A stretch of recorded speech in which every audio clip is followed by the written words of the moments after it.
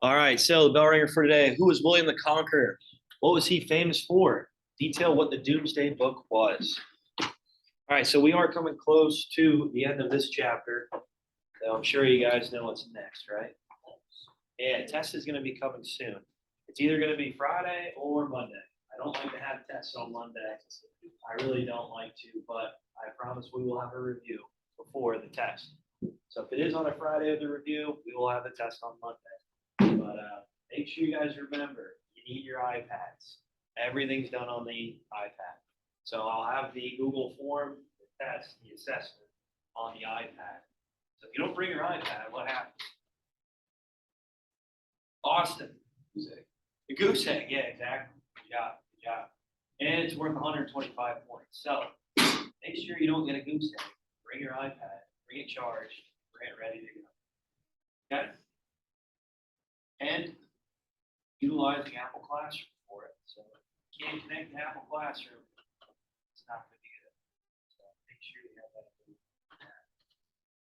All right, but for the Normans, okay, we left off with this on Thursday of last week. So it's been quite a bit of time here. But Normans were, so I'll let you guys write that, and then we'll talk.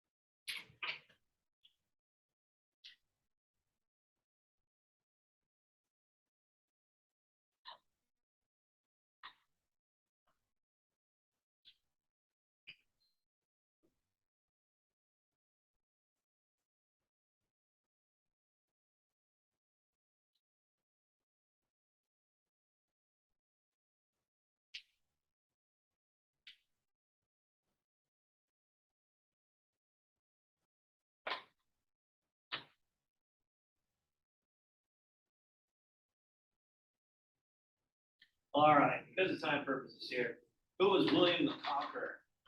Who was William the Conqueror? Awesome name, isn't it? Almost as awesome as the great and powerful Oz. Go ahead. Whoa, no last. Yeah, good job. So, it's the Normans. All right, so we mentioned about the Frank Kingdom, right? We talked quite a bit about it. You guys remember talking about Charlemagne? You guys remember talking about Clovis? Yeah, all those guys? Okay. What happened during the Frank Kingdom after Charlemagne's death? Go ahead. Yeah, good job. So, kind of got divided up, right? And what happened then once that Frank Kingdom got divided up? Was it as powerful? No. No. So, this was susceptible to what? Viking raids. Okay, we talked a little bit about these Viking raids. Now that caused a lot of issues to these European kingdoms, especially here the Franks, once they divided up, once Charlemagne died. So this led to the Norman settlement here in northern France.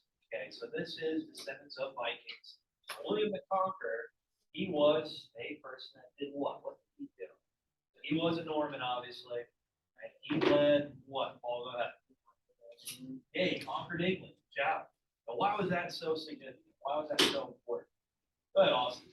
Because nobody ever really from like France, like they never crossed the English Channel. Yeah, good job. You know how hard that is, right? Here you have to take your whole fleet, your whole army, travel across the English Channel to attack, take over, this fortified land. Let's face it, right? We're going to talk about World War I and World War II. Germany never tried to attempt to take their forces across the English Channel because, well, they knew chances are they wouldn't be successful. Okay, yeah, there were a lot of attacks with fleets and rockets and planes. We'll get to that later in the year. But if anything, this was very impressive. Right, to take over this island nation, to travel your forces across a body of water like the English Channel was unprecedented. And we wouldn't see it literally for the rest of the time. And yeah, we'll talk about the 100 Years' War here soon.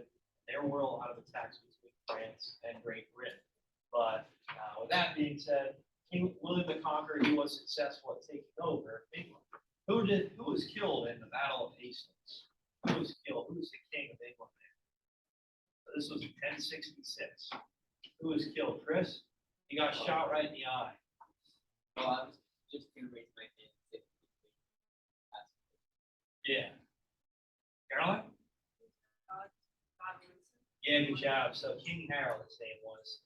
And really, William the Conqueror, he initiated the siege because he wasn't really happy with who they appointed as king. What a crazy time, right? I don't like that lead. I'm going to take it. So that's what he did, right? He sent his forces across the English Channel, 1066, and the Battle of Hastings, it was successful here for William the Conqueror. And Harold II was shot through the eye with an arrow, and that really ended the war in the battle. So William the Conqueror, he takes over England. What does he initiate? What does he do? So he sets up these fortifications all across England to try to protect his rule, protect his power. What book did he place out there? What was it? Awesome. The Doomsday Book. Good job. And what was so Doomsday Book about this? Why was this so unprecedented? Why was this unheard of, Chris? It was survey. Yeah, exactly. It was not like he's heralding, obviously, destruction and death across Great Britain. It was a survey. And what was the survey all about? What were they trying to find out? Honor the land. Yeah, good job. So if you're taking over a land, a foreign land, you want to know who owns the land, right? You want to know how much wealth, obviously, riches these people might have. You also want to know a little bit more about the makeup of the land, the layout. So this Doomsday Book was literally just a survey. What was the population? Right? Who owned what land? Who owned what cattle? Obviously, farm land as possible. And who was wealthy? Who was rich? And he wanted to know exactly what was going on.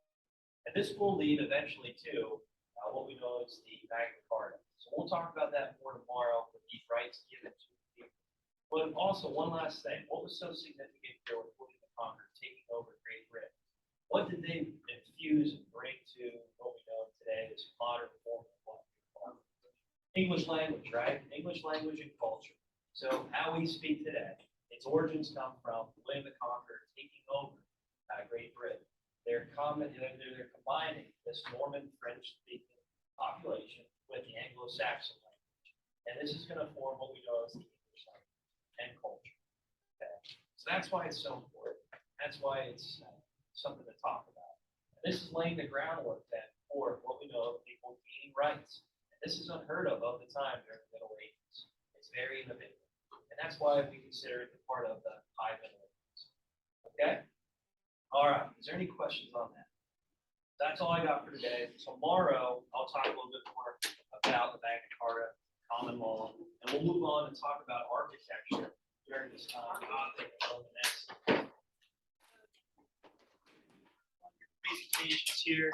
I really enjoy them. Hopefully, you guys like them as well.